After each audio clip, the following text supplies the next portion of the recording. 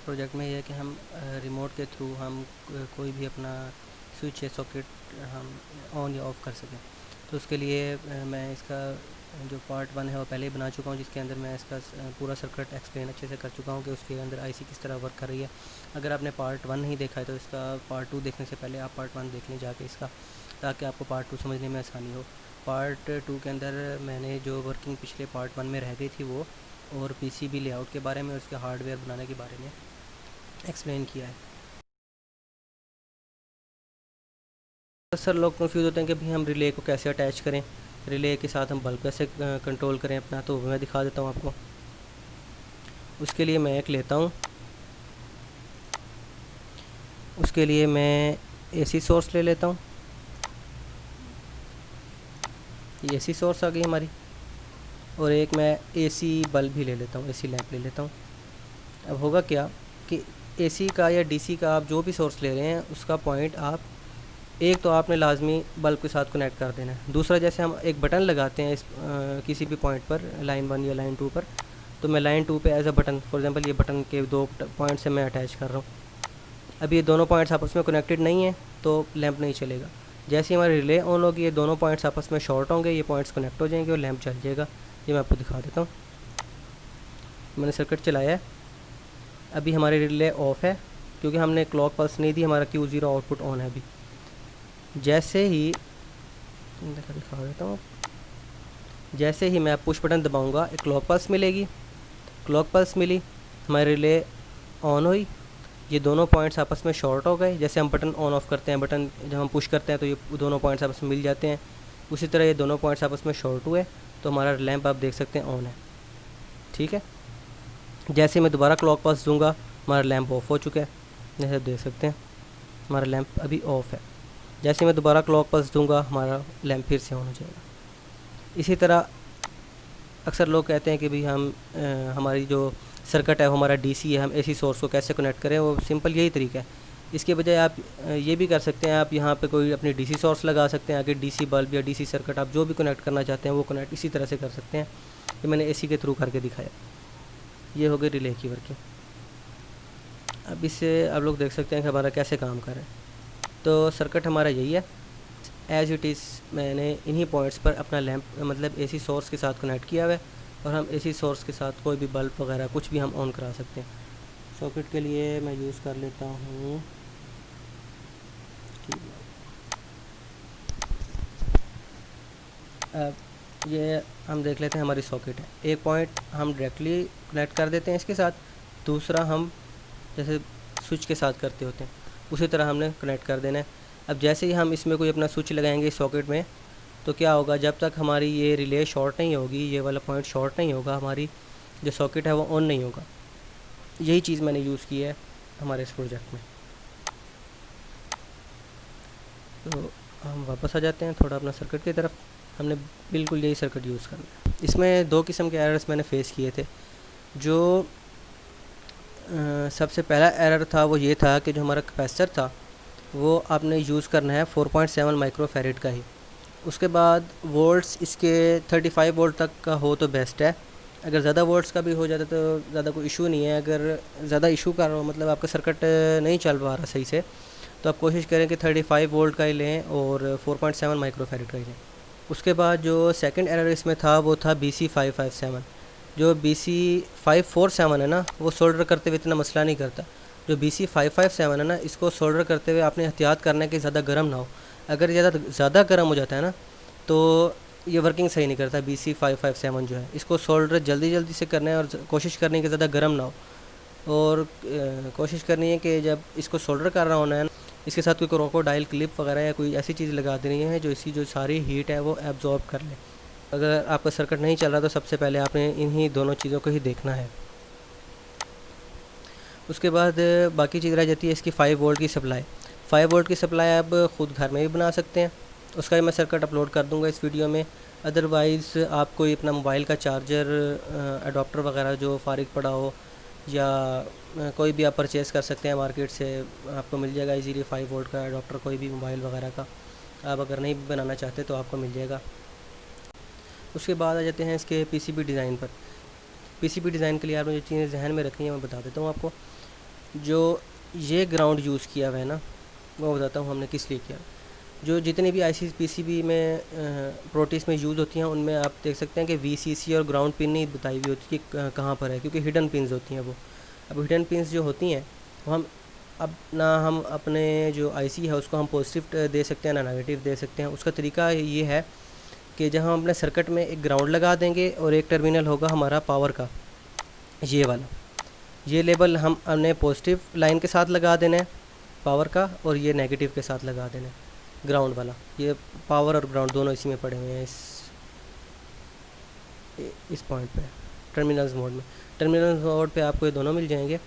जब आप बैटरी के पॉजिटिव के साथ ये लगा देंगे और नेगेटिव के साथ ये लगा देंगे, जो हिडन पिन्स हैं इसकी आईसी की, वीसीसी और ग्राउंड पिन, यानी कि पॉजिटिव और ग्राउंड पिन जो हम आईसी को ऑन करने के लिए देते हैं, वो ऑटोमेटिकली इस लाइन और इस लाइन के साथ अटैच हो जाएंगी। जो पॉजिटिव पिन है वो इस लाइन के साथ अटैच हो जाएगी क्योंकि पावर इसके साथ है, और जो ग्राउंड है वो इसके साथ कनेक्ट हो जाएगी कि हमारी जो आईसी है उसको पावर मिल जाएगी। अगर ये नहीं कनेक्ट करते तो पीसीबी डिज़ाइन के वक्त आप डिज़ाइन तो कर लेंगे, लेकिन जो आपका वीसीसी और ग्राउंड है आईसी का, वो आपके पॉजिटिव 5 वोल्ट और नेगेटिव 5 वोल्ट उसको मिल ही नहीं रहे होंगे। इसको करने के बाद हम पीसीबी लेआउट की तरफ आ जाते हैं, जो मैंने पहले डिज़ाइन किया हुआ है। अब देख सकते हैं ये पीसीबी डिज़ाइन हुआ है। इस पीसीबी लेआउट की जो पीडीएफ फाइल है वो मैं लिंक में डिस्क्रिप्शन में दे दूँगा। उसके अलावा जो प्रोटीस के सर्किट हैं उनका भी लिंक मैं डिस्क्रिप्शन में दे दूँगा। उसके बाद देख सकते हैं इसका मैं अब 3D मॉडल भी दिखा देता हूँ आपको। ये कुछ इस तरह से आएगा। अब ये रिले है, ये दोनों टी ब्लॉक्स हैं। ये जो टी ब्लॉक था ये था TSOP के लिए, और ये जो है वो रिले के पॉइंट्स के लिए है कि जब रिले के पॉइंट्स ओपन या क्लोज़ के लिए जो टी ब्लॉक लगाया था। बाकी ये जो ट्रांजिस्टर्स हैं ये वो आ गए। उसके अलावा कंपोनेंट्स के बगैर ये दिखा देता हूँ आपको, इसके डिफरेंट व्यूज़ दिखा देता हूँ।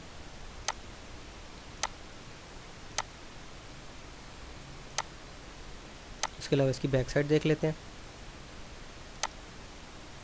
ये इसका पीसीबी लेआउट है। इसमें एक चीज़ जो मैंने लगाई थी वो ये थी, ये जो ट्रांजिस्टर है ये मैंने उल्टा लगाया था। उसकी वजह ये थी कि जब हम पीसीबी डिज़ाइन कर रहे होते हैं ना, तो जो ट्रांजिस्टर है उसकी अगर मैं ये वाली पिन इस तरफ ले आता,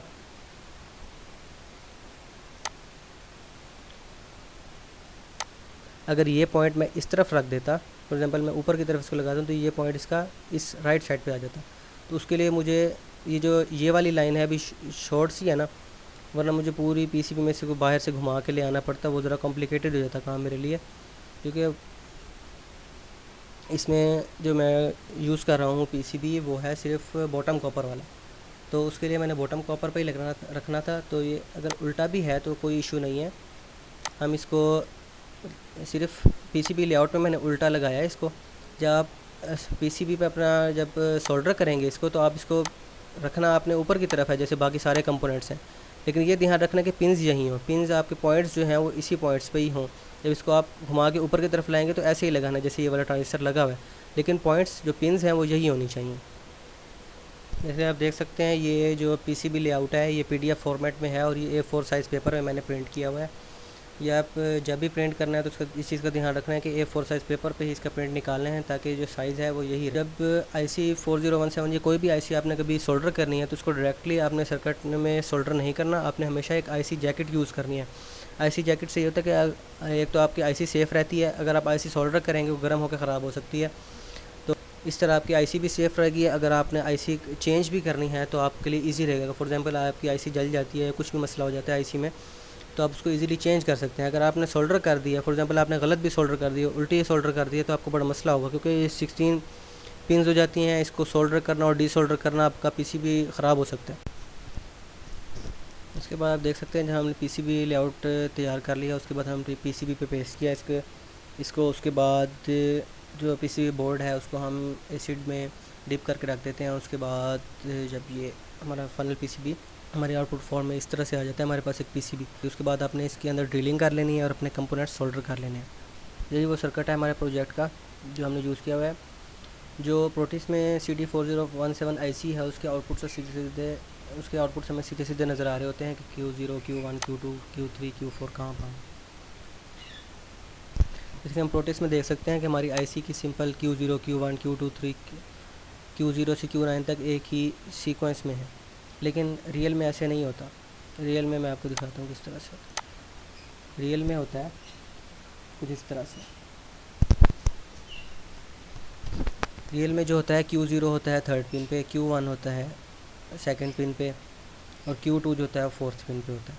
इसी तरह पिन कॉन्फ़िगरेशन इस तरह से होती है कुछ, जो मैं पहले बताया था कि VDD और जो VSS होते हैं वो हमें प्रोटेस में शो नहीं हो रहे होते। 16 पिन और 8 पिन IC की हमें शो नहीं हो रही होती, तो उसके लिए एक पावर और ग्राउंड का टर्मिनल यूज़ करते हैं, वो मैंने आपको बता दिया।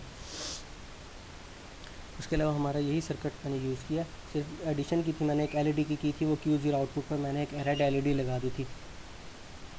उसके अलावा ग्रीन LED उसी तरह से लगी हुई है Q1 पे, और रिले भी उसी तरह से रिले का मैंने जैसे आपको वर्किंग बताई थी।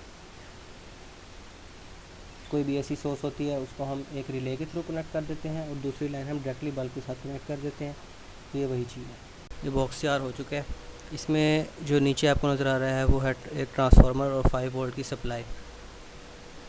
ये जो सप्लाई है ये मैंने खुद बनाई थी। आप इसकी जगह अपना 5 वोल्ट का कोई अडाप्टर भी यूज़ कर सकते हैं, या आप चाहें तो खुद भी बना सकते हैं। उसके बाद जो ऊपर ये नज़र आ रहा है ये वाला सर्किट, ये हमारा TSOP वाला सर्किट है, हमारे जो प्रोजेक्ट का मेन सर्किट है ये वो है। उसके बाद यहाँ पे आपको एक शू नज़र आ रहा होगा, आपको मज़ीद क्लियर करता हूँ आगे। ये वाला ये जो है ये है AC के लिए, AC का स्विच। अब यहाँ आप AC बल्ब भी लगा सकते हैं, अपना कुछ भी AC का कोई भी आप मोबाइल चार्जर या कोई भी चीज़ आपने जो चलानी हो आप वो यहाँ लगा सकते हैं। उसके बाद ये इस सर्किट के लिए ऑन ऑफ स्विच लगाया था मैंने, और ये जो नज़र आ रहा है आपको TSOP, ये बाहर है।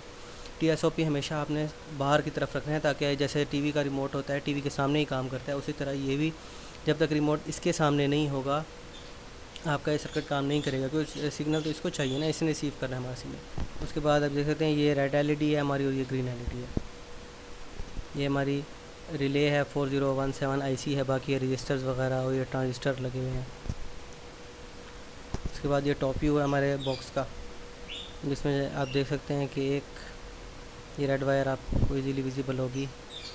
जो हमारी ये मेन से ब्लैक वायर आएगी वो इस रिले से होती हुई, जैसे बटन होता है उसके थ्रू हमारे इसमें शू में जाएगी, और जो शू के जो दूसरा टर्मिनल होगा वो AC की जो वायर होगी उसके साथ डायरेक्टली कनेक्ट होगा। एक हमारी AC की वायर ये होगी ब्लैक वाली, और एक AC की वायर हमारी यहाँ कनेक्टेड होगी। जो डायरेक्टली कनेक्टेड होगी उसके वो तो शू के पास हमारा वो करंट आ रहा होगा। दूसरा हमारा जो मेन है वो इसके थ्रू ब्लैक वायर के थ्रू आएगा इस T ब्लॉक में। जब तक हमारे रिले इस T ब्लॉक को शॉर्ट नहीं करेगी हमारा ये बटन ओपन रहेगा, जिसकी वजह से ये तो कनेक्टेड है, ये वाला पॉइंट कनेक्टेड नहीं है हमारे शू का। जब ये रिले ऑन होगी ये दोनों पॉइंट्स आपस में शॉर्ट होंगे, तब हमारा स्विच ऑन हो जाएगा। अब हमारा बॉक्स रेडी है, जैसे कि आप देख सकते हैं नीचे 5 वोल्ट की सप्लाई पड़ी हुई है। उसके बाद फ्रंट पे रेड LED और ग्रीन LED है। उसके बाद हमारा सॉकेट है। उसके बाद TSOP लगा हुआ है, ऑन ऑफ बटन है। उसके अलावा मदर वायरिंग भी देख सकते हैं। तो अब बारी आती है इसको टेस्ट करने की। इसके लिए आप कोई सा भी रिमोट यूज़ कर सकते हैं, MP3 वाला परचेज़ कर सकते हैं, कोई भी TV रिमोट। अब मैंने इसको प्रेस किया है ऑन बटन, तो ये बल्ब ऑन हो गया है। मैं दोबारा रिमोट का कोई बटन प्रेस करूँगा तो ये ऑफ़ हो जाएगा।